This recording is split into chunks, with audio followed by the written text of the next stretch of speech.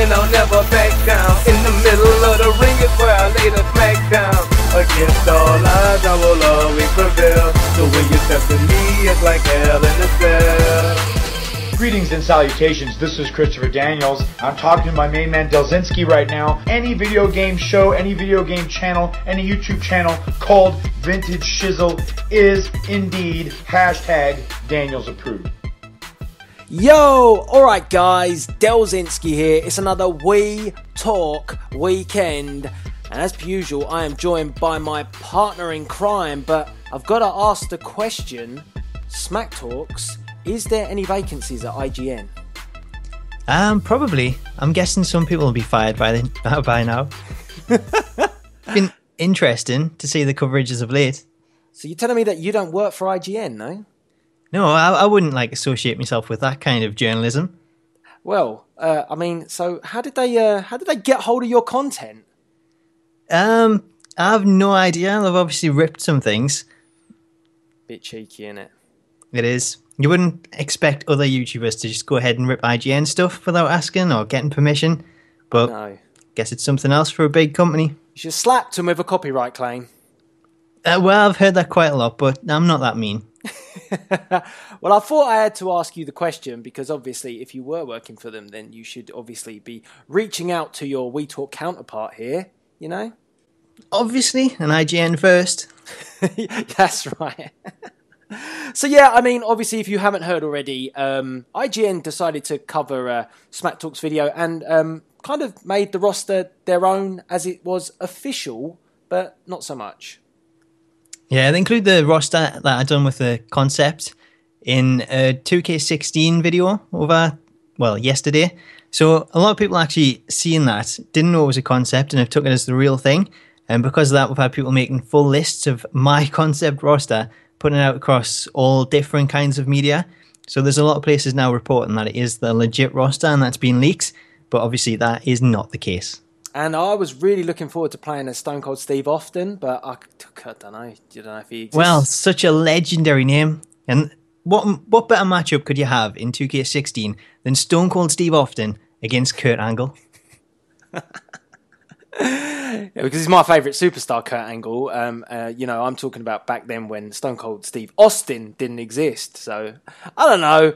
Check out the IGN video. If you want to laugh, it's worth watching it, isn't it? It is. It's terrible. It's like, why would you send two people that have not watched wrestling for a couple of years and have no interest in the game whatsoever to cover the game? You wouldn't get someone sent to cover FIFA if they had no interest in FIFA or they didn't watch football. So it just made no sense, and it was just a complete joke of a video to watch. It was like, why are these two there? I mean, yeah, exactly. Why are those two there when they could have these two right here? Yeah? Get exactly. So yeah, obviously I thought we'd kick things off with a bit of fun, and at IGN's expense, but there you go. Shouldn't steal content, should they? But we've got a lot to talk about today on We Talk. We're going to be talking about Monday Night Raw, because there was loads of good bits there. We had Neville versus Rollins, and that kick out, that damn kick out. Did he kick out though? Well, no, he sort of foot on the rope, which I didn't even notice until it was too late. Even the earlier one, I'm not entirely sure if he kicked out in time. So close. I thought we were going to have a new champion. Well, that is always the WWE way, isn't it? To try and tease something and then just snatch it away just like that. So, yeah, we had that. And then obviously we had a really good segment that I felt with Cesaro and Owens and Miz TV. And we're going to be talking about Paul Heyman's promo as well, because I have to talk about this promo, but I'll save that to a little bit later. We've also got a new segment on We Talk this week. It's an X-rated segment because we're going to be looking at submission sorority in its deepest form. In its deepest form? Do you care to explain? I don't know if I can really explain it, to be honest, but all I can tell you is that if WWE do want to showcase this, they really need to take themselves out of the PG program right now. Is it going to be post-Watershed? It is definitely going to be post-Watershed, because have you seen Submission Sorority? I've been looking it up online and I'm so impressed. Are we talking Paige, Charlotte, Becky? Yeah. I'm impressed with them as well. As well? If you don't know, I'm not going to say to you to look it up because, particularly for the younger Wii talkers, you're best not looking this up. But let's just say that Submission Sorority... You can't say all of this and then be telling people not to look it up. Like, obviously, that's what they're going to do. Well, yeah, but I've started now, so I can't exactly, backtrack on it now, can I, really? I could edit this out like IGN did, and then it never existed, but it's not really worth it. It was still there. Just think of all the young minds that you're corrupting right now.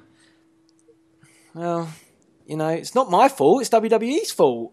Blame creative, same as everyone else. Yeah, you can't win if you're creative. So, anyway, we'll talk about that name a bit later as well, because that's interesting enough. And I actually thought the match was very, very good between the Submission Sorority and the Bellas. I thought it was very good. And then we got WWE 2K16, so we're going to cover a bit of that as well. And TNA GFW, what's it all about? Who knows? So loads to talk about today, and let's kick things off with the pin that never was, because I really did think that Neville was going to be the new champ, but he just wasn't. And the other thing I want to say about this is Seth Rollins' title reign probably one of the worst title reigns we've seen as a champion? It's definitely, for me, the weakest, or one of the weakest. It's got to be up there, hasn't it? He's had no big matches that you would kind of expect to legitimize his reign. And this match against Neville, it was an incredible match, but it was Neville that stole the show. And I can't believe how close it was. We had 2 counts in that match. The first one was so close. I was so close to thinking that he'd actually won it. And then when he went up top, hit the red arrow, and the referee started making the count. You kind of, when you're watching wrestling, you look at the referee and you know sort of the speed of the count, the position, if it's going to be a 3 or if he's going to be kicking out. And it looked as though there was no chance he was kicking out whatsoever. Ref's hand was coming right down the mat, looking straight at the mat. And then all of a sudden, like a Terminator, he spots the foot on the rope and instantly points to it. And I was like, what? How did that happen? They did deceive it very well. You have to give them credit there. Well, I was completely fooled because I definitely thought it was going to be a 3 count. I thought we were going to have a new champ. And I didn't think it would stand. I thought Triple H would come out and say, we'll save Seth, his foot was on the ropes.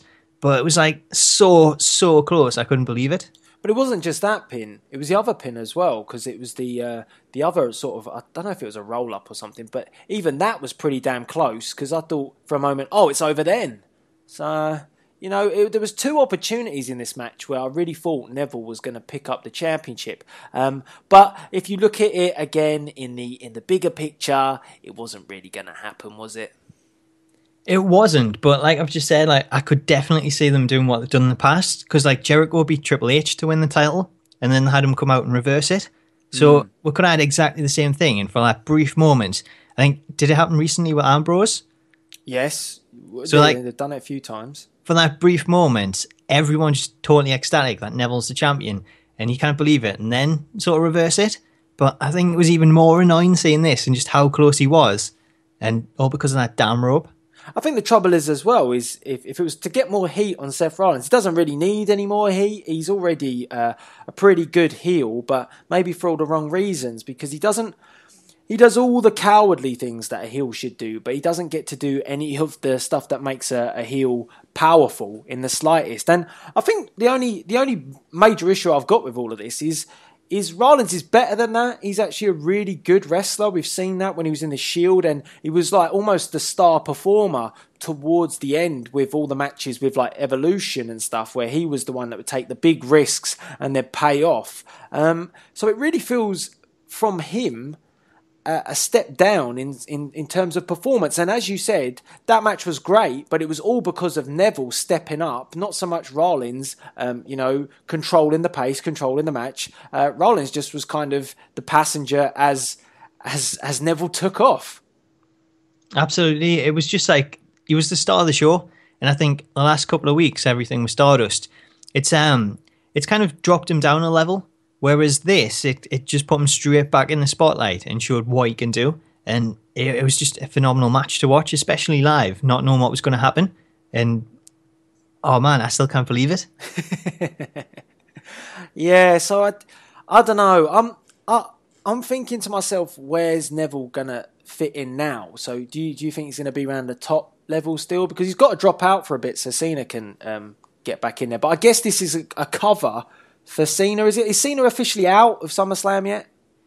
He's due back the Raw before SummerSlam, so he should still be there. Of course But he is. with Neville, it's a strange position because we've had everything with Stardust. And Stardust cut a promo afterwards on Raw saying about how he pandered the fans and it was what cost him again when he went for the second Red Arrow. But it doesn't really look like that's going to continue with Stardust and Neville because we've got Stephen Amell coming to Raw this week. So it looks like they're finally going to announce something maybe for SummerSlam. So we get Stardust going up against the Arrow. Oh, right, okay. That's going to have Neville all over it, though, isn't it? Well, I don't know. It could be that Neville's on the side of him, but I think that'll happen. It just all depends where they try to fit him in. I don't know if they could like push him towards something else in the meantime, or if we'll just continue to get Stardust and Neville in the lead up to SummerSlam. Because even though like Steven's going to be on Raw this week, the next couple of weeks we've still got a few weeks to go to SummerSlam, so it's going to be how do they carry it on without him on TV. I think the biggest issue at the moment is for Seth because, I mean, if let's just say he loses to Cena, if Cena comes back, it's been a pretty naff title run, and I don't really think it's got any better throughout the whole duration. I think the best bit for him was his time with Lesnar, but even then, Lesnar dominated, so you can't say that at any point he stepped up. And you would think that, considering he was in like the triple threat match, I think, was it at the Rumble? Was it Rumble? He was, yeah. And he did put on a hell of a show then, and he stood toe to toe with like Lesnar and Cena. You'd think that he would be able to do that one more time, and he hasn't. So he hasn't really stood up to the test at all.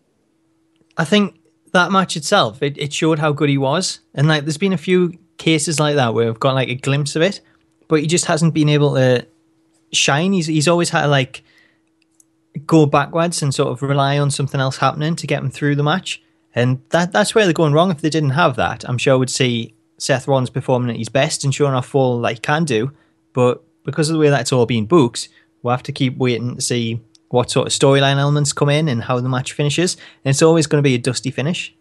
And the trouble is, it always seems to be the champion, apart from Lesnar. It seems to be the trademark heel champion to be like this. So we obviously had Orton, we've mentioned this before, being the same style champion, a coward who would back out things, questioned about his title reign constantly, always having to try and re-justify it. Rollins has fallen into the same suit. So at some point I am expecting that there's going to have to be a change. Is that change coming with John Cena once again? And I hope it's not, because I'd rather see someone else take that belt. And if he takes both belts, I'm not that keen on that, to be honest with you. I think it could be coming. I think we've seen like long periods of heel champions, so I think it's about time that we had someone that was more of a face.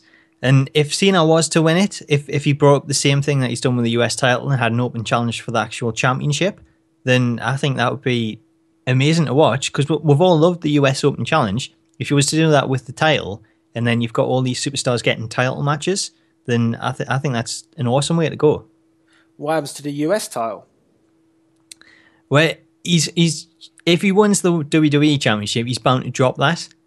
And that doesn't say much for the belt, does it, if he does that? Well, I wouldn't say drop it as in just vacate it. Like lose it in a match to someone else, like your Cesaro or Owens, someone like that. So it could be like the Authority then, say he's got both belts and want to make sure that they take them off him. So like they put him in a couple of matches over the course of one night and try and like have him lose that, but he ends up winning the championship match and retaining that one. It would be a very, very big change in direction if Cena picks up the belt, because it could go one of two ways. It can either damage all of the great stuff that they've done if they go back to just, Cena as champ, and I've not always enjoyed his title reigns, or it could be a really good thing if they embrace, all the stuff he's done at the moment. It could fall one of two ways, I think. I don't know.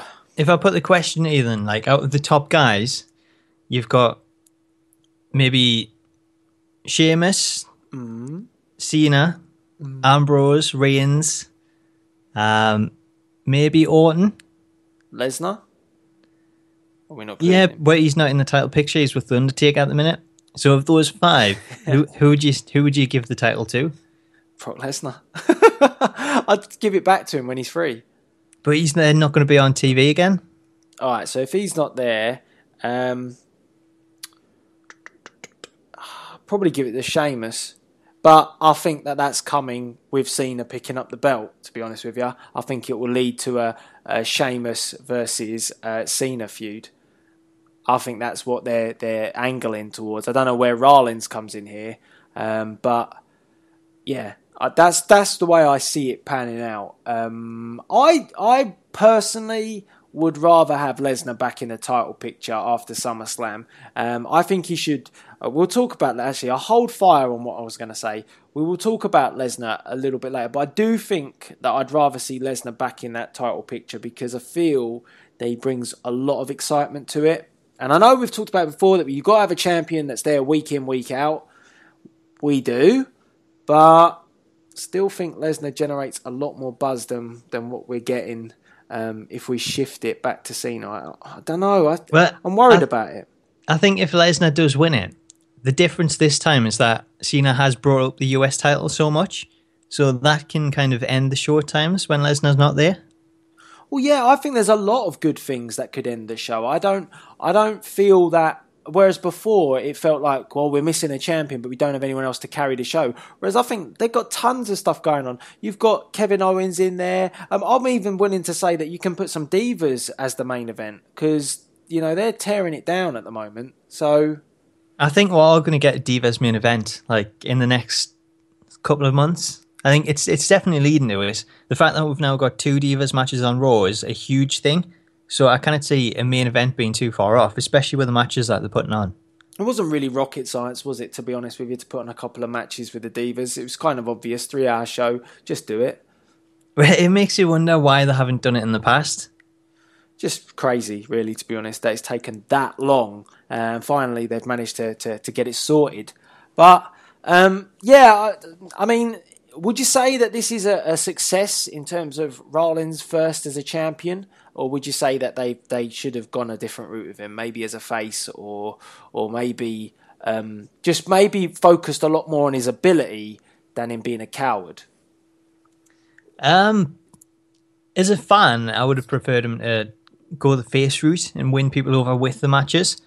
But being the heel, I think it hasn't been great to watch, but it's done its job of putting him over as that kind of corporate champion. I think he's a good heel. I think he's a very good heel. I like the way he talks on the mic. I just think that they've put him down too much. And I thought they did this with Randy Orton as well. I thought they questioned the title reigns too much. I don't understand it. Unless he's got a big payoff here with Triple H versus Rollins. I don't get it. And I still think that should have been the match at SummerSlam. I think it should have been Rollins versus Triple H with the whole issue with him being disrespectful again. I'd rather have watched that than watch Cena versus Rollins at SummerSlam. Well, that's what I was hoping they were going to go for, but I think they've just gone with Cena being a name that can actually sell this pay-per-view. And Triple H, man. It's the game. The game. Ugh. Yeah, but what are the younger viewers going to want to see? John Cena or Triple H? Triple H? But we know Cena's fan base is a lot younger. So, like, if Cena's going up against Seth, then all of them are going to be behind him, wanting him to take the title off him. For Triple H, it's more sort of the older viewers, like me and you. Yeah. So it's you need something in between. Like, throw Triple H in the match, have a triple threat match. Bring back Shawn Michaels. Fatal 4-way. There you go. I would love Shawn Michaels to come back one more time.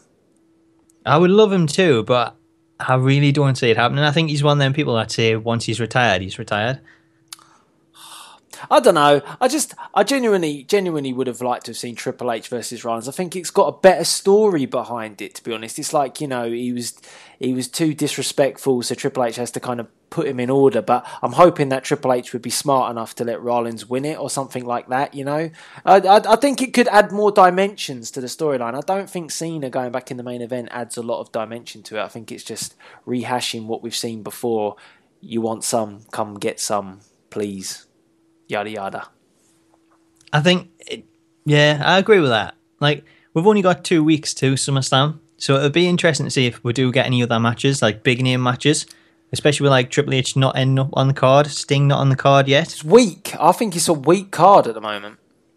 It's weak, but we've got them 2 matches with Rollins, Cena, Lesnar, Undertaker, and just that one. That's the celebrity thing, getting like Stephen Amell in there to take on Stardust, that's like a huge promotional thing as well. And like being a big fan of Arrow, like I'm actually looking forward to seeing that, because like when you see him, like even though he's an actor, he's like so physically fit for his role, and like the videos that you see of him like doing training and stuff, he could easily like learn to wrestle better than any of the people on Tough Enough.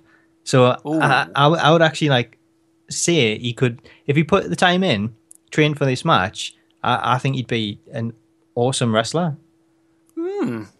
Well, yeah, I don't really watch too much of Arrow and stuff, so I can't really have a massive opinion on it. And I think, from a promotional point of view, it's very good. I'm just looking at the card and I'm thinking it's SummerSlam, and usually we have some really big banging matches, and it really did feel like this year they were shaping up to have some of these awesome things going on. Like we were rumoured that Sting was going to be around, rumoured that Triple H was going to be around, and all of these things are falling away, and we're kind of only left really with Lesnar, Taker, and maybe we should talk about that before we talk about Cesaro Owens. Well, we could get a banging match with a sorority submission sorority. Well, yeah, we will get banging match. You said banging match. You said that, didn't you? I just repeated you. Did you? We probably will get one of those as well. But I mean, I'm thinking that Lesnar Taker obviously is the big build. And I have to say, first of all, the Paul Heyman promo was, I'm going to say this, I could be off, but I thought it was Paul Heyman's best promo. Full stop. I thought it was a good promo, but he's cut so many like good promos, like it's hard to like pick one. That promo was the nuts. That promo was like so on point. If you, like you've said before, if you wanted someone to just tell you a story and sum it all up, he just did it, and it was. I just thought every single thing about it was so good. From talking about the Undertaker's state when he was defeated by the Beast, he then made sure that he got in there. It was about the repeat from Eat, Sleep, Repeat. That history would repeat itself once again with Brock Lesnar conquering The Undertaker. To mention Vince as well, Vince saying no to The Undertaker for another match at WrestleMania, and then Taker having to force the situation.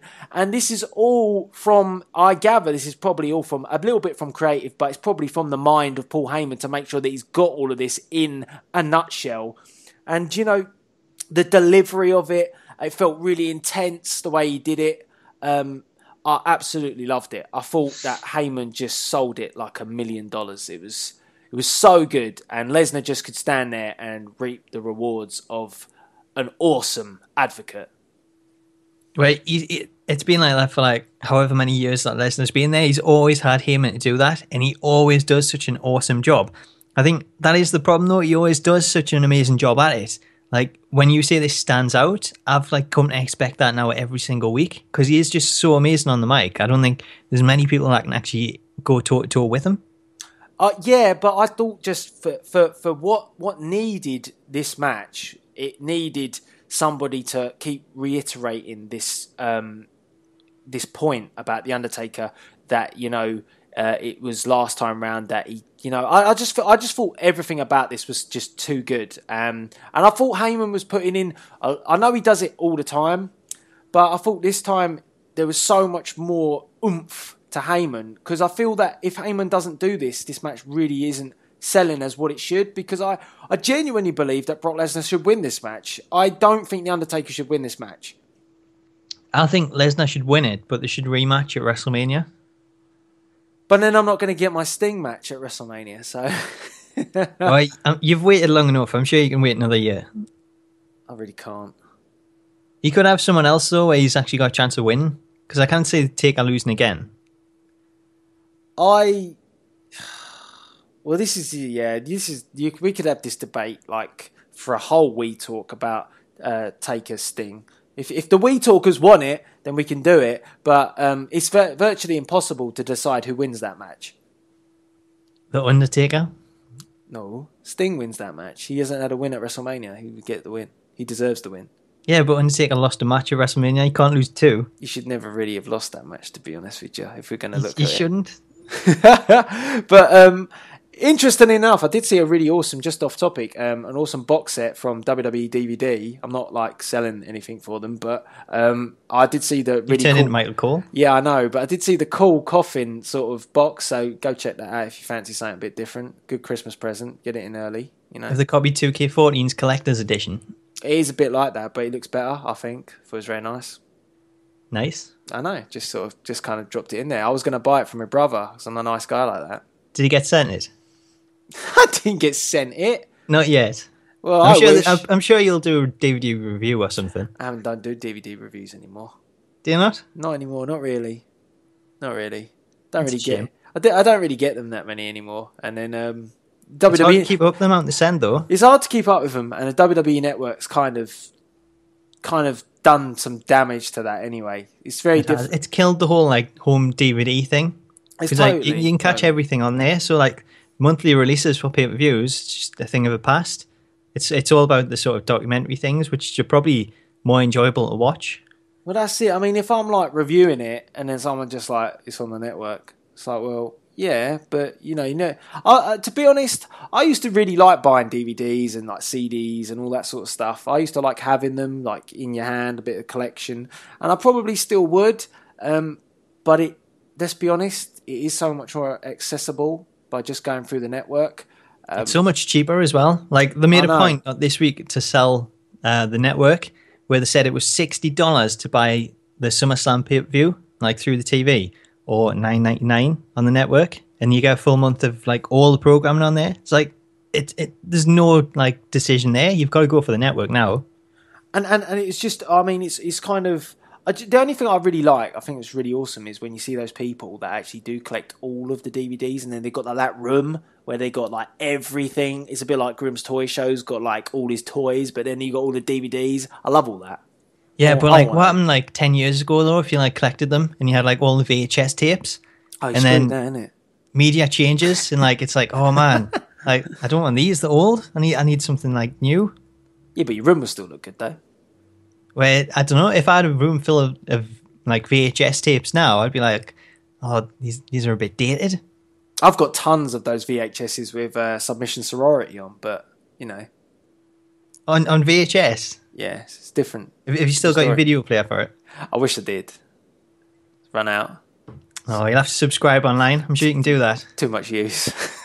Yeah, I mean, getting kind of a little bit back on topic. Oh yeah, and also because you did mention that the WWE Network is $9.99, which everybody who knows. Another plug, because I'm in a really good mood this evening. I don't know if you've noticed, but I am in a really good mood. What are you in a good mood for? And it's obviously, I'm saying this evening, but We Talk's like, afternoon Saturday. But we are recording this on Friday anyway. I don't know why I'm in a good mood. I just sort of am. Got a lot of good wrestling stuff going down. You know, you're working for IGN. Everything's on the up. I wish I was working for... actually, I'll take that back before I even finish it. I don't wish I was working for IGN.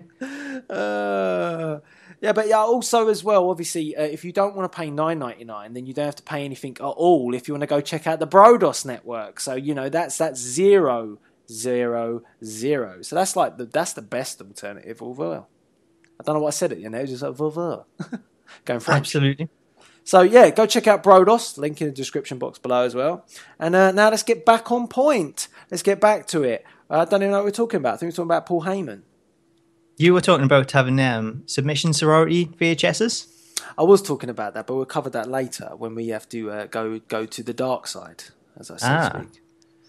We're going Star Wars. I did actually buy a Progress Wrestling Star Wars T-shirt the other day, actually. Oh, that sounds interesting. That's better than your the other T-shirt you had on Twitter, the CM Punk shirt. What's wrong with that one? Didn't everyone tell you about your fashion choice? I don't know what you're thinking. You don't like that T-shirt? That's a good T-shirt, and I've got progress on that actually. So I was just about to say that. I seen your tweets about it, how excited you were about this T-shirt, and then everyone telling you, "What are you thinking? What are you thinking? Go for that! Get with it, deal." And then I seen tweets the next day like, "Oh guys, I've got updates on my T-shirt. I'm gonna get a T-shirt." What the fuck? What was freaking wrong with that T-shirt? Let's be honest. It was awful. It was awful. Did you see CM Punk wearing it at the UFC conference? It's pretty good. It looks good. There was nothing special about the T-shirt. I really like it. Terrible. It's like The Rock wearing the Mike Tyson T-shirt. What's the difference? Well, it's a Mike Tyson T-shirt. Yeah, but the other guy's like a UFC trainer, martial arts. Well, he's a trainer. A trainer. Yeah. You wouldn't, if like WWE's doctor come out with a T-shirt, would you go and buy it? No, but CM Punk ain't going to wear that, is he? Absolutely. Yeah, anyway, just so you guys know, I obviously was looking for this T-shirt, and I have had progress, so I can get that shirt now, but obviously you lot keep bashing me about it, so, if you want to get a better T-shirt, you can always get my T-shirt. That's still on sale. Delzinski approved. If you want to be Delzinski approved, check the link in the description box below. Still available. Get in there while stock lasts, because otherwise it's gone. How many's left? 6. Six to go. Yeah, only 6, and a few more days to go. So hopefully, and I have had some word that there's going to be a few more going. So, make sure you do get in there, go pick one up, and be Delzinski approved. Loads of stuff to talk about. I can't believe no one likes the CM Punk T-shirt, so to speak. I'd prefer them New Day socks. I don't even know what they are. New Day socks. It's what the crowd always chant for. Ah, really? I see. I don't know what the hell we're talking about at the moment. I have no idea. We've gone on a tangent. Really have. Let's get back to it. Oh, the only other thing I would say, actually, before we do go back, is if you did, this is going off topic. We're already off topic. If you did catch the UFC thing with Punk, did you see the guy challenge CM Punk? That was funny as. I don't think I've seen that. I've seen photos from it, but I didn't see the actual thing itself. It was this guy stepped up to the mic. He's like, hey, Phil, I think he called him, and he's like, you might remember me from Twitter. And then like Punk's like, hang on, from Twitter. Yeah, isn't this someone you had issues with? Probably. Is this the king of Twitter? The one that hides under a pillow? No, it's not him. Someone else. He's instant blocked at the moment. I took the CM Punk route to get rid of him. So was him about that. So never mind. But anyway, back to what I was saying. My story. This guy came on and asked CM Punk in the middle of a UFC conference. Said to him, "You might remember me from Twitter. How many followers does CM Punk have?" What? How many followers does CM Punk have? 1 million. So are you going to remember one person that's tweeted you? Probably not. Well, I don't think Punk will. So anyway, Punk replied to him and said something like, it basically challenged him to a fight. And Punk decided to... he challenged him to a fight and then said to him, where do you have the right to be here? That's what he said to CM Punk. And Punk was like, because I'm on the stage and you're not. And then he called him a bitch. And then so Punk got the last laugh in the end. But it was wouldn't funny. have liked that. He didn't. The bloke got escorted out. So Punk kind of, owned as usual. But it was interesting. If you checked his Twitter, you would know you don't mess with Punk because he always has the last word. He does. He always does. Virgil knows that firsthand. So absolutely. So yeah. Anyway, CM Punk. If you want to check that out, you can find it. Go have a look. It's pretty funny. And Punk. I actually, be honest, Punk on that UFC interview, I thought came across quite well. It's the first. Well, it's interesting to see it come across pretty well because usually your opinion since everything that went on with WWE and he left, it hasn't been very positive. No, it hasn't. So I have to agree with you as well though because he has acted like pretty much an ass on Twitter. So it's interesting to see that you've actually changed the opinion on that. I actually thought he did. I thought he come across really well. A lot of fans there to speak to him, and he was quite appreciative of it. He opened up a little bit. Probably helped that the host was really like fit, but there you go. Never know. Anyway, let's get back to the main talking point, which was indeed Lesnar and Heyman, and how the fact that I thought the promo was awesome. So you didn't think it was that good? I thought it was good. It was just, I'm so used to it. So I don't know. Like, I'm going to have to go back and watch it now and see what made it stand out. But I think it's the same with every Heyman promo now. Like, they're all so good. So it's, like I say, it's hard to pick out the best one. But he always does a great job at selling whatever it is. He could sell anything. He'd be like a really good car salesman.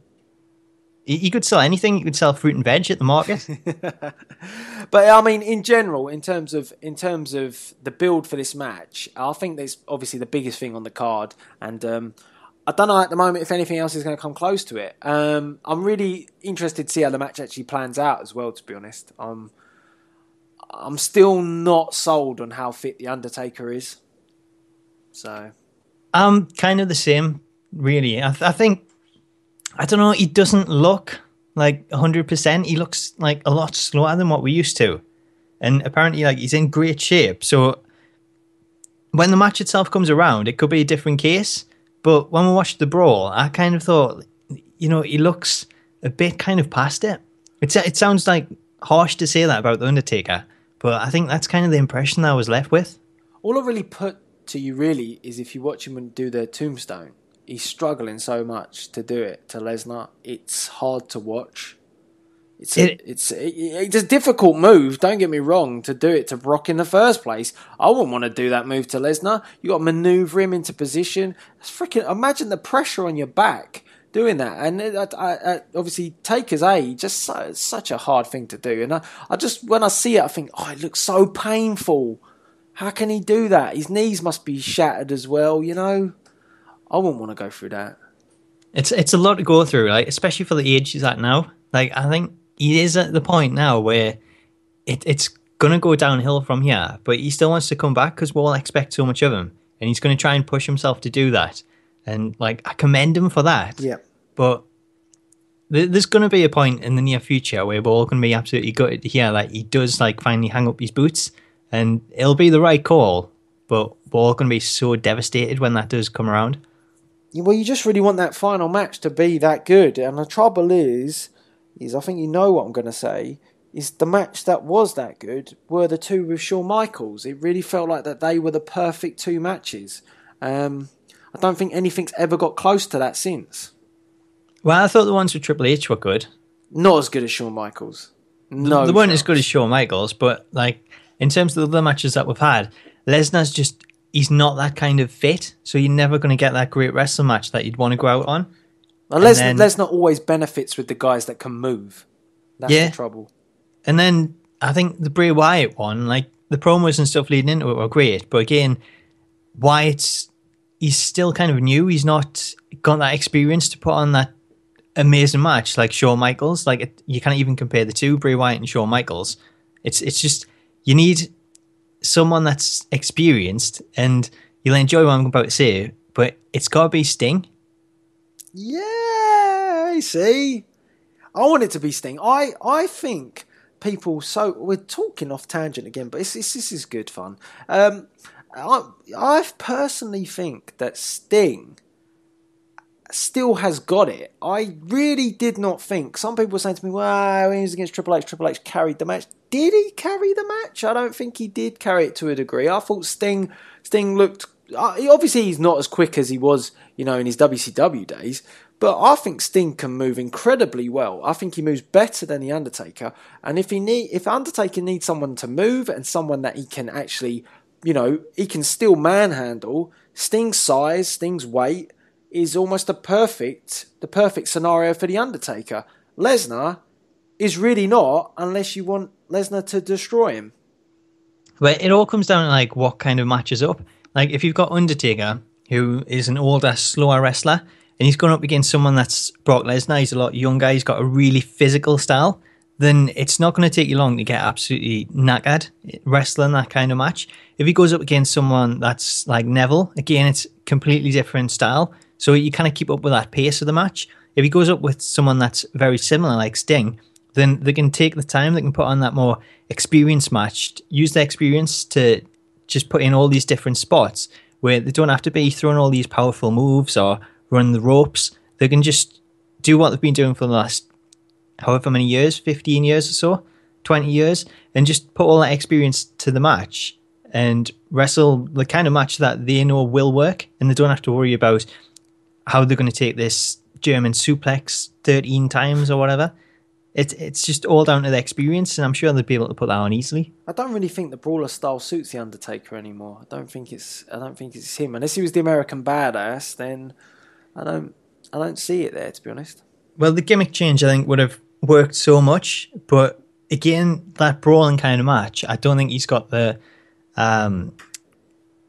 sort of, I can't think of the word, like because of his age and being slow on things, I don't think you could keep up with that pace. Well, that's what I thought. I don't know. I think he should have gone more back to his methodical, sort of slow, dead man way, and he could have looked more powerful doing that. But Lesnar's not going to wrestle that kind of match, and that's where it kind of breaks down for me.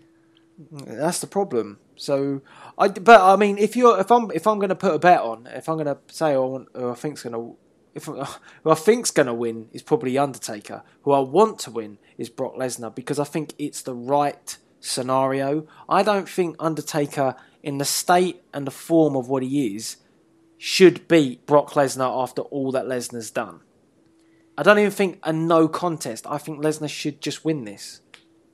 I honestly, I don't know, because like I would expect the Undertaker to get retribution and get a win back, but at the same time, I don't think he's in a position where he could legitimately beat Lesnar. I think Lesnar would have to go over and then continue to be dominant, but then that kind of gives you the match again at WrestleMania, and it's whether or not you'll be up to the sort of task then, or if you'll look worse than he does at the moment. Is he no DQ? Yeah, it's not, is it? It hasn't been announced, so like that's the only way Undertaker can really put on, I reckon, a big match with him, is to have it no DQ. I think he's got to get some outside help. Kane. Yeah. Could be. I think that's the only way he could actually do it. Then Lesnar would be like sort of pissed at that, and that could then lead into a final match at WrestleMania. Well, with Lesnar with the belt. If Lesnar has the belt at the time, I think that'd be great. And good way for Undertaker to retire, I think, to give him the title, and he can sort of just then relinquish it. Well, I always thought if he won the title at WrestleMania, then he could always sort of drop down to one knee, doing like the signal that he usually does with the belt, lights go out, and then the belt's just left there. That would be awesome. That's a great way to finish it. I would say that's the perfect scenario. It would be ideal, but you don't get your Sting match. Yeah. I really want that Sting match, you know. I really do. So yeah, I mean, there's tons to talk about in terms of Lesnar Taker, and I'm sure we're going to cover it more and more as the weeks go by. So we talkers, let us know your sort of thought process of Lesnar Taker, and we're going to move on. We're going to move on to Cesaro and Kevin Owens and Miz TV. Again, I thought this was a great segment. I think that the Miz is just incredible, and obviously I loved the fact that the Miz did say that it was the second show, and he acknowledged obviously we had the silence for Rowdy Roddy Piper, but as well I loved the fact that there was little tributes throughout the night. We had Dean Ambrose with the t-shirt, I think Paige as well with the hot rod one, and obviously Miz, who was wearing I think a bit of a kilt as well, which was kind of cool. But he was. I thought that was like a really cool choice to go with. It wasn't like your typical kilt. It was like more of a fashion sense Miz, but it really worked. It was really cool, the promo that he cut as well. Yeah, and I just thought it was great for him to say, oh, you know, if it wasn't for Piper's Pit, then these sort of shows wouldn't be here now. And I thought it was good. And I actually still personally think that The Miz should be a colour commentator, or you know, he should be doing a lot more like what he's doing with Miz TV, because he's just so good at I think he's a good mediator as well, because he sort of sits there and he can poke fun at people and then back out quite quickly, and he can become like he's not even there when he wants to sit back, but then he comes in and you know he's there again. I think he's gone Hollywood Rock. I think he's got that sort of, he does feel like he's trying to like be a bit Hollywood Rockish, but I thought he was a good mediator for this, and I thought Kevin Owens obviously knocking it out the park. Loved the bit where Kevin Owens again said, you're quite good at talking to The Miz or something. Maybe you should stick to that because you've got to let the guys wrestle who can wrestle. I thought it was a really good dig at The Miz. And I thought Cesaro, we're always talking about he's got to be stronger on the mic. I thought it was good. I thought it was very solid from Cesaro, what he had to say. I love that he poked fun at it. And I like the fact that we're seeing Cesaro having a proper personality now. He's like kind of casual, takes a few digs. That's Cesaro. That is him, I think, on and off screen. So, good.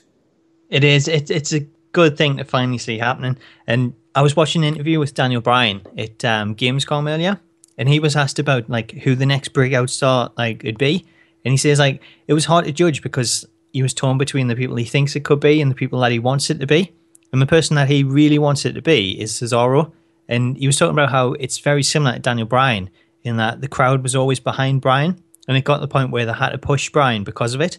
And Cesaro is very similar because this past month or so especially, he's really come on and he's really been embraced by the crowd, especially now that he's letting his personality come out and he's given that chance. So I think it is similar to the Bryan situation. I think the more that he does get an opportunity, the more the people are going to get behind him. And there's going to become a point where they say, look, we'll have to give this guy a chance. This is who they want. And I can't wait for that day to happen, because everything that we're seeing with him with Owens, he's really stepped up his game. Owens has stepped up his, and it's just led to some awesome matches, some awesome promos, and throwing the Miz in the mix as well. I wouldn't even mind if we got like a triple threat match at SummerSlam and they put the Miz in with them instead of with Ryback and Big Show, because I think they could just put on some awesome promos leading into a fantastic match. I think The Miz is massively important to WWE. I think he's one of the guys that they can utilise so much for, not just for in the ring, but it's just so many other things he can do. He's so good at talking. And then I look at our lackluster commentary team and I think, come on, man, this is your guy. This is your guy to take. I mean, Byron Saxton is doing sod all, and JBL, never chanting for JBL ever. He's ruined the commentary team. Michael Cole, does his job. But yeah, Miz is great, and I think from a Cesaro point of view, I like the way he sort of. I like everything that they've kind of done with him so far. I like that he was wearing a suit. He looked the part. When Owens tried to take the Mickey, I like the fact that he spun it, with the walk, Owens walk. The crowd got behind that. That's going to be like a chant coming forward. Wouldn't be surprised if maybe Cesaro could maybe rip a little t-shirt out of that as well. I think it's a really good feud. I think it's perfect. It would have been nice if the United States Championship was in there as well. But it would, but we've missed that kind of opportunity now. Is it going to be title for title in the championship match? Don't know. They haven't mentioned that yet, have they? I don't know. Did I hear something about that? I can't remember now. Don't know. I think it's been very quiet just seeing how Cena comes along. So, broken nose. Who knows? Great joke. Amazing. Winner. I liked your concept, by the way. I thought it was pretty good. It was pretty difficult to get the Photoshop quite right on the face, but I think it came across all right. It's just, will he return with that mask like you've predicted, though? He should, if he's going to wrestle.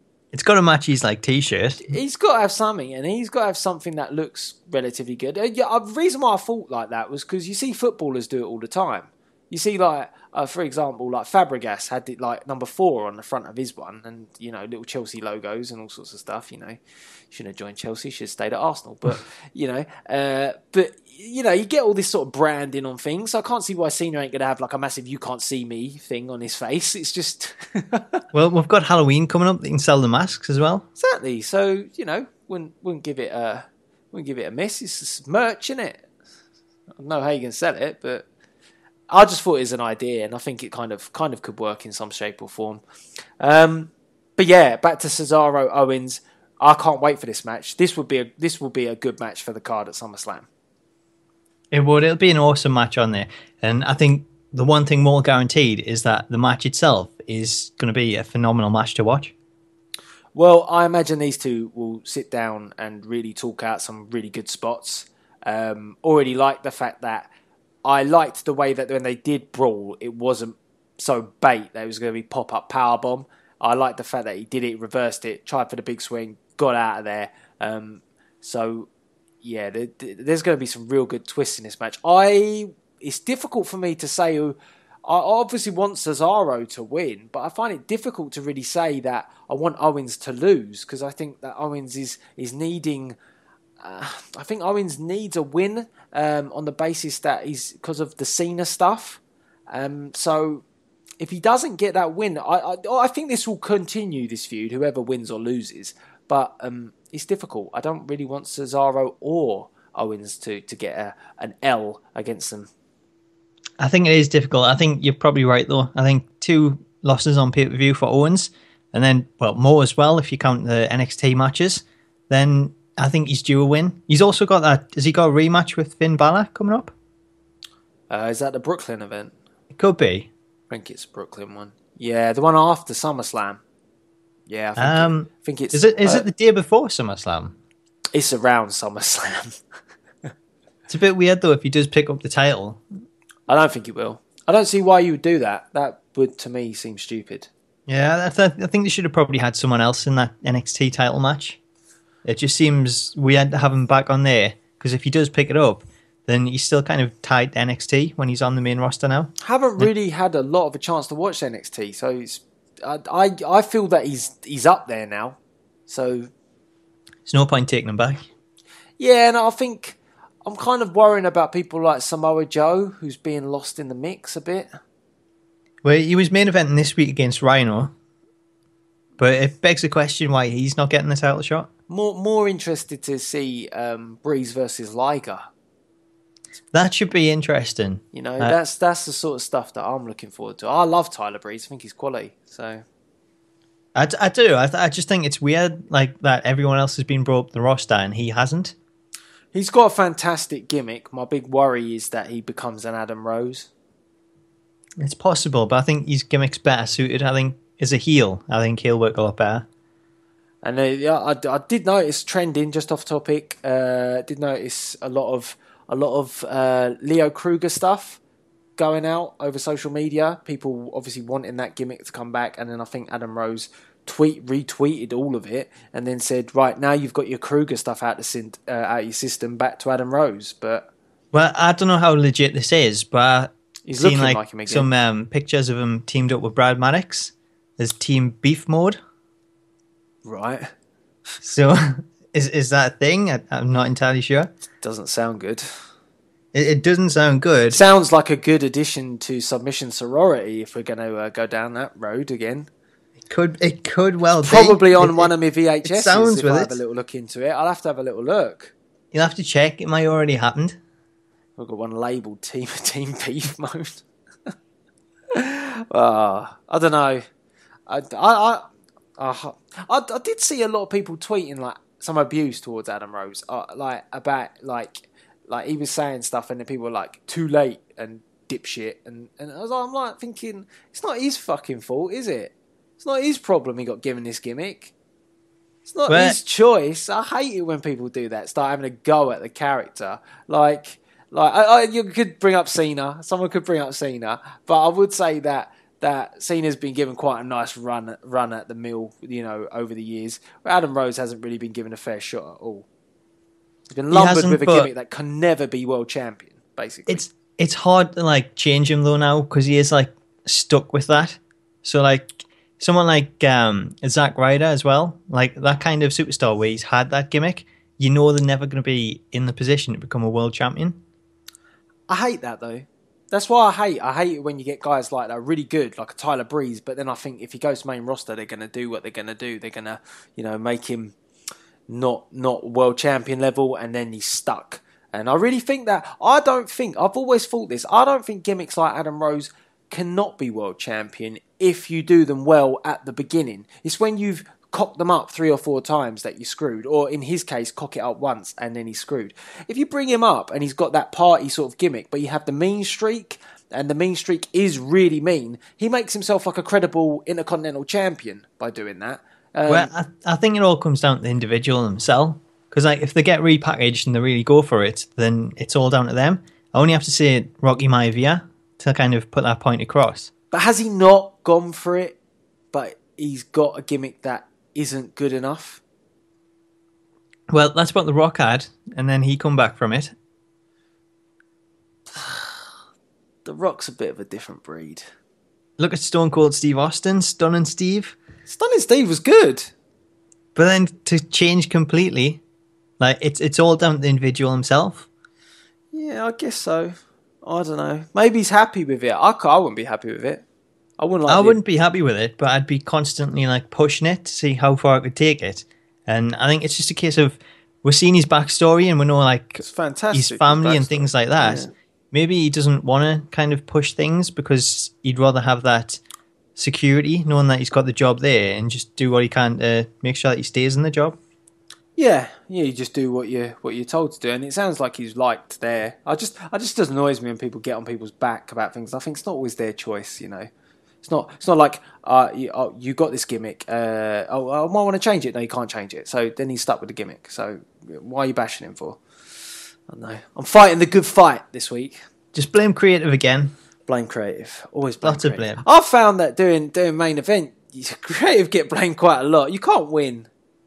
You can't win if you're creative. You can't. You can't. If you're doing like a universe mode or anything like, people give you lots of praise, but there's always a few that cannot be satisfied. It's difficult. You can't have heel versus heel. Cannot have heel versus heel. How dare you have that? It's interesting. I find it good. It's good to get all the feedback, but it is difficult to satisfy everyone. So I do appreciate WWE sometimes having a lot of getting bashed for a lot of things, but you've got to sometimes sit back and think, they can't make everyone happy. Absolutely. Well, that's the thing. You're never going to get everyone happy. So just go for it. And the people that like it will tell you they like it. And you'll get one or two that don't. But as long as some people like it, that's all that matters. Exactly. So that kind of brings us on to let's throw out the big X, because kind of brings us on to submission. Triple X. Submission Sorority. Raw. Had to add a raw in there. It's a bit of a stupid move by the WWE, is it not? To not do their research to find out what this actually, what already has this name. Well, isn't this similar to something that they've done with Fandango? Wasn't that name something like that as well? Do you want to enlighten me on the Fandango one? Well, I'm sure they got when they brought up Fandango with the name, they may have changed the spelling. I can't quite remember because someone else had says that was copyrighted, and it kind of makes you think why don't they actually check these things first and see if it exists? Because TNA, sure, you would expect them to go ahead with this. But the WWE, you would expect them to have lawyers and things checking things so they can trademark these terms before they even go live with them. What did they change? Was it Fandango? Well, I think it had 2 O's. Fandango. Right. What's that then? Well, I think that was copyrighted by another company. It may have been the same kind of submission sorority type company. Oh, I see. Well, yeah, if you don't do your research, you're going to get caught out, aren't you? And this is, they clearly didn't do it with these. It is a bit naive. You'd expect more, but they have been caught out. And basically, it's a bit of a triple X. I think it's a site. I haven't actually looked it up. Well, I read the news article for it, and apparently the site that it belongs to, they got good publicity.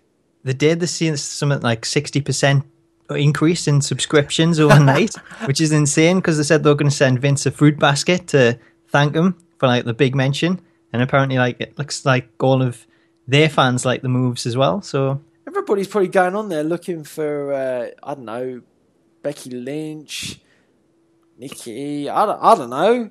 That's just ridiculous. But you would truly think that they'd check it beforehand. It's crazy to think they didn't. It is, and it's kind of it's so stupid because when I watched the match, they really did try and reiterate the name, and now they've got to take it away again. So, well, they had the same problem with like Team BAD, because originally it was the Best at Dominating, which was awful, and then they changed that to... That's in my VHS collection as well, to be honest with you. Well, it sounds like it, doesn't it? It's there. Is this your room full of VHSs? It is. You wouldn't want to sit in that one. I can't do any sort of camera work in there, to be honest with you. Sticky floor. Sticky ceiling. But yeah, it's that's another one. So they've cocked up both the women's stables, to be honest. They have well, it worked out though with Team BAD. Like, that's come out Beautiful good. and Dangerous is a much better name. So at least now they can take the time and think of something better. And it's good to see that they're actually giving them team names now. Because like we had the Bellas, Team BAD, so they needed a name. So it's good to see they're actually giving them a name this time instead of just Team Paige or Team Charlotte or whoever's the main person in the match. I'm trying to think of one, but I can't. Off the top of my head, I can't come up with one. 3 horsewomen. So you lucky you didn't mispronounce that. You could have been in deep trouble. How? Could have been in trouble there. Could have got the show in deep trouble there. I have no idea. I'm clueless. I'm literally clueless. I don't know what you're on about. Yeah, you can't do that. That's kind of teeth in Ronda Rousey stuff. Well, possibly, but like Charlotte's in there, and like her dad's Ric Flair. Still, yeah, but still, it's kind of Rousey's all over that, ain't she? Well, can't believe he used the word teething as well on there. We'll get Ronda Rousey in there as well. 4 horsewomen. Well, yeah. After I don't know if we're going to mention this as well, but after Dana White's little outburst, a couple of about a week or so ago, how fake everything is. Did you hear about that? I did. How did I not hear about that? I've seen Twitter explode over that. Yeah, he's got no remorse though. He don't give a shit. He's just like, yeah, go, get lost, get off my time. He's been hanging around with CM Punk too much. I know he's going to come out the best in the world. I thought,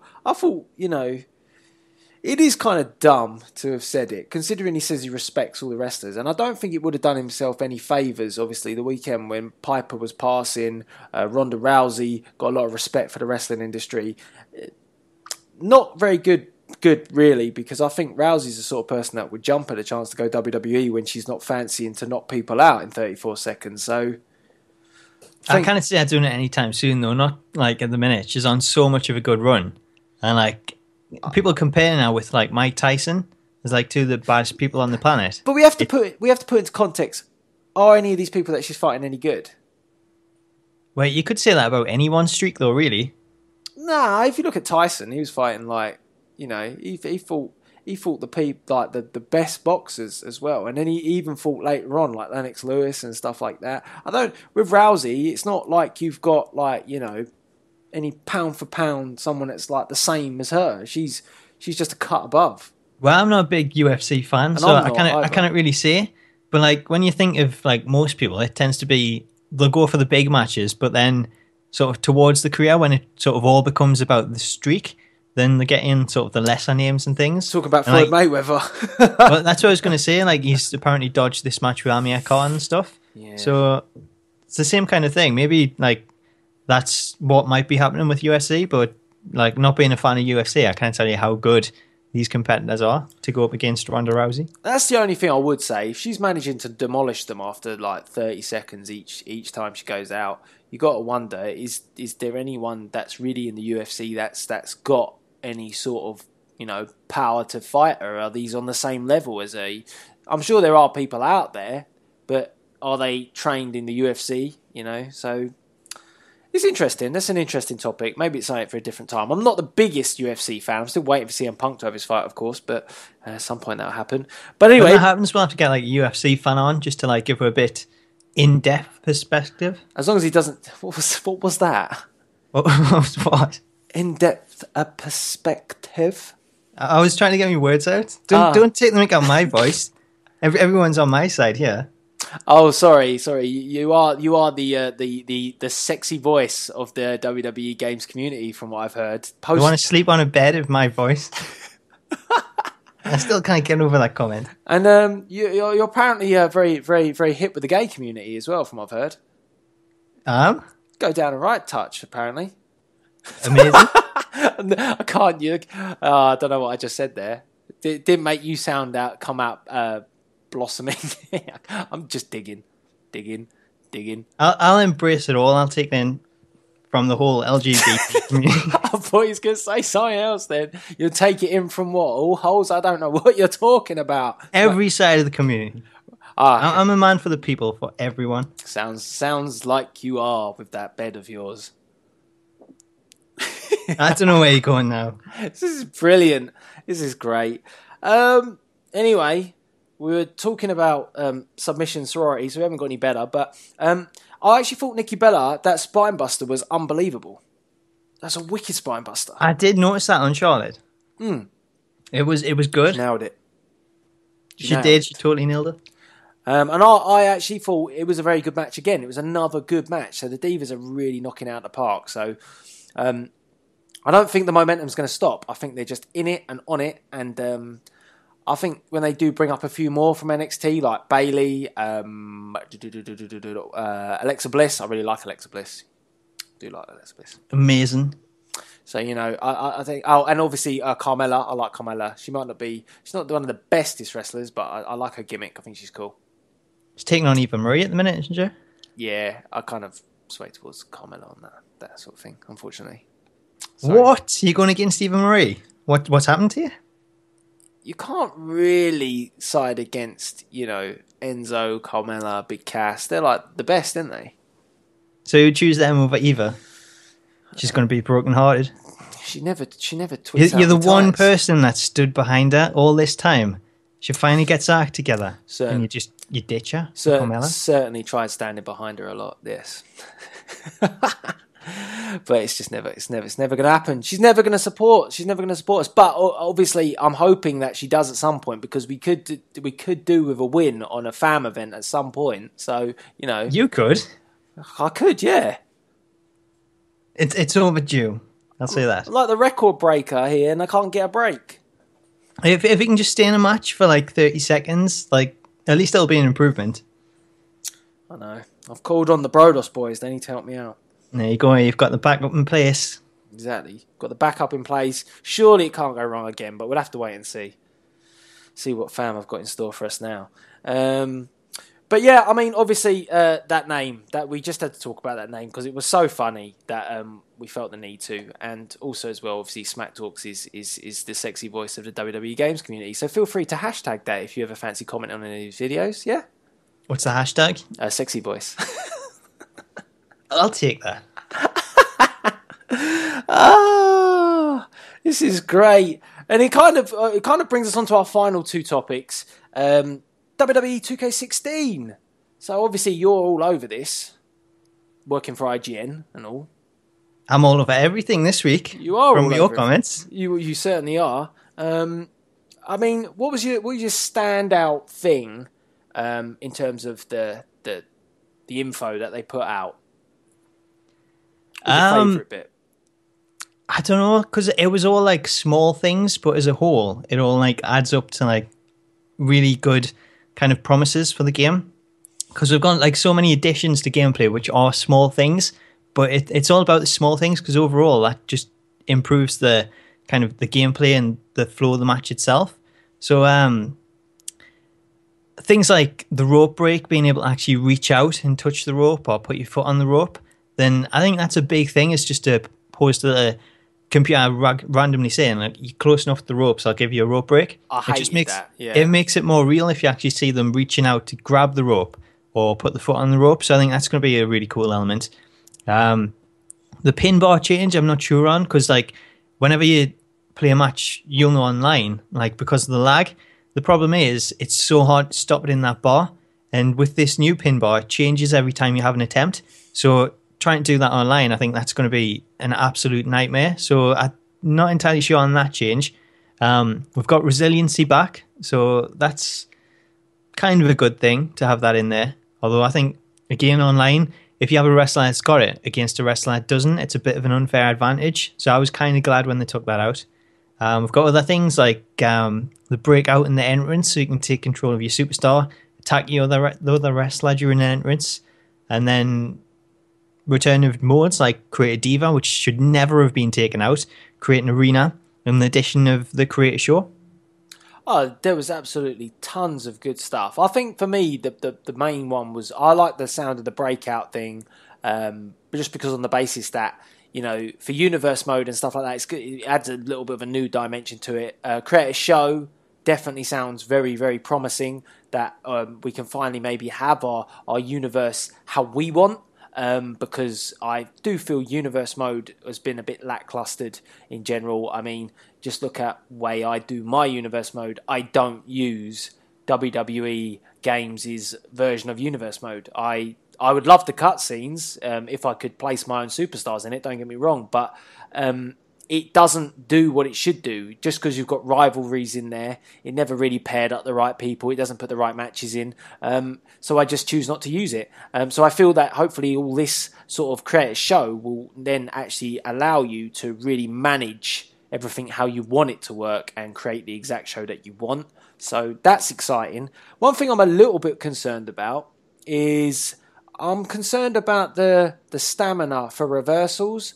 Because I think that should be optional. I would like it if you can turn it on or off. Because I think that match pacing wise, what if you're constantly losing that stamina all the time? It could really hinder your match as well. Well, I think that is like one of the big things, and it's only going to be a case of when you play it, you're going to be able to tell like how good or how bad it is.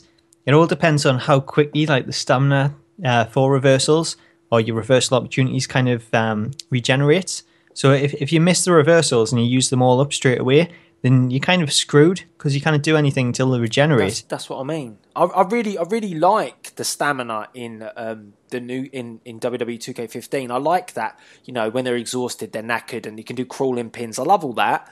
But it worries me that, like you say, let's say you're trying to. For me, obviously it's different, because I try and create matches that have got like the pacing and stuff in it for universe mode. But like, if I haven't got any ability to reverse anything, how do I add that epicness, that drama to the end of a match if I just have to keep waiting? It's like, come on.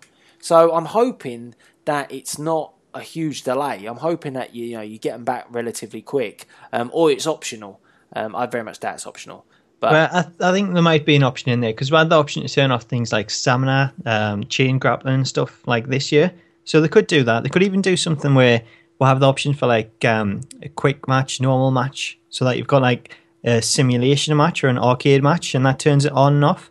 So like if they do something like that, I think that'd work a lot better, and it just gives you the option. So you don't have to like be stuck with that simulation style. You can still go for an arcade style if you prefer it. Yeah, I think I like the simulation sort of slow style wrestling. I think that this 2K15, in terms of the gameplay, apart from obviously there's quite a few glitches in there, I really like it. I like the way it plays out. I prefer it to the arcade versions of the previous games. I think you can generate really awesome looking matches. So and that's for like universe mode and stuff. Maybe just as like playing a match between a friend and stuff. There still is a lot too many botches in there, but I genuinely think that the matches that it creates are good. So if they continue to build on it, I think we're going to have some really awesome matches that they put together. So I think it's all on the up. I think that the 2K15 was almost like the guinea pig to develop onto more better things. And 2K16 is probably the game that we should have had when 2K15 was out, but they needed the time. Yeah, I think that was the case. I think they needed the time, and then they needed the feedback that they've got over this last year or so, just to let them know what they were doing right and what was wrong, and then just sort of give some examples of how it can be made better. And that seems to be what they've actually looked at and then implemented in this year's game, so that we get a much better representation of what they were aiming for originally, because they've had more time to now do that. Finn Balor's entrance was great, I have to say that. Seth Rollins, it was good. I think they're like the early versions of them. I think there's still work to be done. They've been told like they weren't the finished articles, so like things like lighting and stuff will still be adjusted, And that was like the same last year where we had like Goldust entrance, Yeah. and that didn't have any like lighting or anything on there. So it's the same kind of thing. So I think Balor's will be a lot darker because it was really light. I think that was my one criticism of it. But I think going forward, I think once we see like the more polished final version, I think visuals and things will be a much bigger improvement to what we've seen so far. It's kind of amazing to say that because 2K15 was that good in terms of look. I really think it eclipses things. Like when you look at like the faces of things in like FIFA and like the UFC version, I think that 2K have just nailed it. So they did well enough 2K15. They improving that. I think so. I think just especially with them like saying that they've improved the scanning tech as well. Yeah. So like we're getting better cameras and things now. That should lead to better textures, better models. And it's all going to be about seeing how that compares. It'd be really good to get some sort of side-by-side comparisons for some of the superstars that have like the same kind of entrance. So you can do like a proper comparison. Whereas like with the stuff that's been released so far, we haven't got anything to put Balor up against. And the Seth Rollins one, we haven't got his motion in there. So you can't really see like how it compares to it. Yeah. In time we will find out. And I'm excited for it. I think that what they've released so far gives me some positive hopes and stuff. I'm obviously a little bit disappointed no story designer, so we still can't get those cutscenes. But let's be honest, if they bring back Create an Arena, if they've got, additions to the Creation Suite, because I think the Creation Suite really lacked a lot of stuff. I don't think it had nearly enough to make your characters look unique. So that needs to be bolstered. Did they confirm more slots for creations? Because that's a pain in the arse. They've said that there's going to be a lot more. Bryce actually come out and said that. So he didn't give an actual number, but when he was asked the question, he says that there will be a lot more this year. So you would probably expect at least double. Because they did do 50 on PC with a patch. So we should be looking at least 50, I think. Yeah, that definitely needs to be done because this is a real hassle not having enough spaces for them. And then I've heard, face scans might be coming into play, which I don't know. I've from watching some of the NBA stuff, I don't know why they're not. Hopefully, would they bring in that version that they did on the NBA game? Because I thought that looked pretty good. I'm not interested in it really. I think we're better off with what we've got. I think face scans just limit you to putting yourself in the game, where it's so much easier if you've got the upload an image feature. Because then you're not just limited the face itself. You can put your logos, everything else in there. And that was such a big change. I can't see them taking that out now without a huge reaction from the community. But can't they have both? Well, they could do, but I don't even think the 2K like NBA version worked very well. I think putting the photos in there yourself and just positioning it where you want, I think that's a much better system. The only thing I would say is if they do the scan and it picks up sort of the features of your face and it morphs it, because of the limited morphing that we had in 2K15, like that might be an improvement, but I'm sure that's all going to be changed as well this year.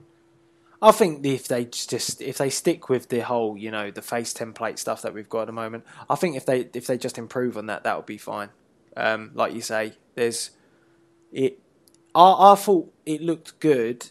I just think it needs to somehow your actual image should overpower the face a bit more. It didn't feel like it did that enough to make them unique enough. So, I mean, I'm sure they're working on it, and I'm sure they'll make that twice as good. I genuinely think this is the game that will have all the major bits in it. So, it's positive. It is. I think last year was just teething problems, and this time it should be all sorted. Exciting stuff. It is. Can't wait to see what comes out. I'm only sort of maybe a month away from playing it, maybe like month and a half. But see likes of Eurogamer and things like that. I'm sure there'll be like a copy there to play. Yeah, I can't wait. And obviously, I'm sure loads of YouTubers will be covering things over the next few months. Obviously, me and Smack Talks will be doing that as well. So, yeah, all good. Last quick topic for you, because you mentioned it. TNA and GFW are now doing a show that's going to feature TNA versus GFW. Are we seeing the signs of this is a merger? It kind of sounds like it. I don't know too much about this. I've only seen a poster, but it bills this week's Impact as TNA versus GFW. and it's airing on Destination America. So it makes you kind of think, is GFW signed a deal with Destination America as well? And now they're kind of promoting both shows on Impact until they start airing GFW. But it's kind of puzzling from TNA's perspective, because why are you now giving half of your show's spotlight to GFW, a rival promotion? Even if you're doing some sort of talent exchange with them, it's a very strange move to bring them aboard and sort of get your viewership interested in GFW, because what if they then like that product more and they switch away from you? Yeah, and surely TNA are going to win all those matches. Otherwise, it's kind of, why would you let GFW win anything? I mean, being TNA, I wouldn't say anything's set in stone. This kind of makes you think to yourself, well, if you're TNA, what's the win out of this? All it's doing is giving GFW tons more exposure for when they get, a TV deal and they have their own show. Yeah. So it's just like everything with JFW at the minute. We don't really know what's going on. So hopefully when this starts airing, then we should start to know a little bit more. And like I said earlier before we went live, Jeff Hardy's, I think, signed up for an appearance on GFW. So, they've really done well to capitalise. As I said before, I think on previous Wii Talks, Jeff Jarrett is doing a very good job at acquiring people that he knows will get the show over. But TNA are just kind of, I don't know. Unless there is this joint merger, I don't see where this does TNA any favours. Well, it doesn't. That's the thing. Like, there's nothing else GFW can give back to them at the moment until they start airing their own show, and then like Jeff Hardy and people appear on that. But it kind of makes you think: is there something else? Like, is this more than just a talent exchange? Is there some kind of merger or something else going on behind the scenes? Because it's a really strange situation to give that spotlight to another company. And then you got like Ring of Honor just sitting there watching kind of all this stuff unfold because they're like in the middle of it all. And they're someone that's got a deal with Destination America. So if it was like something to do like that, you would expect they would be getting involved, and Destination America would be saying, we'll go Ring of Honor against TNA because they're both on the network. Whereas GFW not being on the network, it's obviously something behind the scenes with TNA that they've come up with. So I don't know, maybe you could see something more than just a talent exchange and a merger down the line. Who knows? Yeah, I don't know what I feel about that. I don't know whether that's good or bad.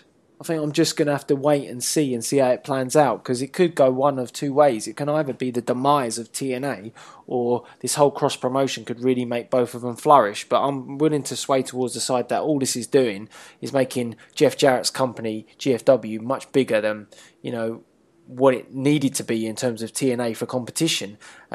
Makes me think that Jarrett's maybe got a hand of TNA, and there's an opportunity there that he might have both companies under his wing. So yeah, absolutely. So guys, there's absolutely tons of stuff to talk about today, and I think everybody needs to get involved by the comment section below, We Talkers. So make sure you do.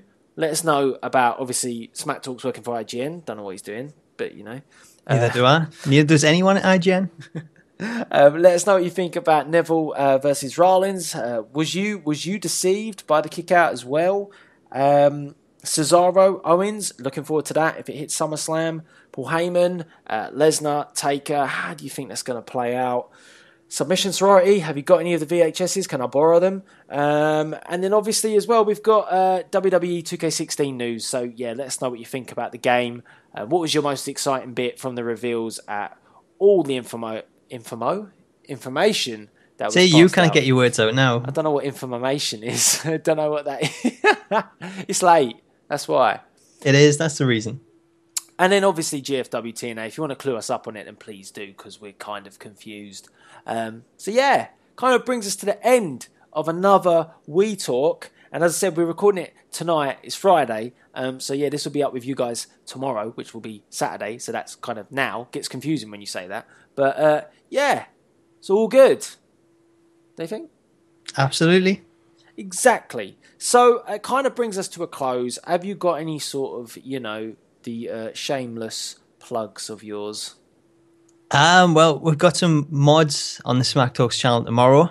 A Beat the Clock challenge against the mid-card push on Sunday. And then a couple other games on my secondary channel next week. So I've done a little Let's Play of Five Nights at Freddy's 4 with a face cam. So that's quite frightening. And then maybe some Lara Croft as well. So check that out. Can we catch that all on IGN's channel as well? Probably. Yeah, from me, I guess, obviously we got main event. Quite a lot of fallout from Money in the Bank stuff going on still. Trying a few different things this week with main event. Trying to develop storyline in a different way. So if it works, it'll be good. If it doesn't, then you can obviously complain. But let me know via the comment section below what you think of it. It's different. I think it works. So yeah, that'll be interesting. And obviously as well, you can grab a t-shirt. Make sure you do check the link in the description box below. I appreciate it. If you do pick one up, be awesome, and you get featured on We Talk as well with me and Smack Talks. And you know, what better way to be with obviously myself and Sexy Voice? That'd be great, wouldn't it? It would. Amazing stuff. So yeah, I guess all that's left to be said, obviously, for We Talk is please rate, comment, and subscribe. And I guess Smack Talks is going to catch us later. I'll catch you later on IGN. Wow, you really are selling the IGN at the moment, aren't you? Well, more than they do. Exactly. But yeah, that is it. Smack Talks and Delzinski signing out. Hi wrestling fans and gamers, Velvet Sky here, and I just want to say I've been hearing a rumor that Delzinski.com is the best place for video gaming and wrestling content.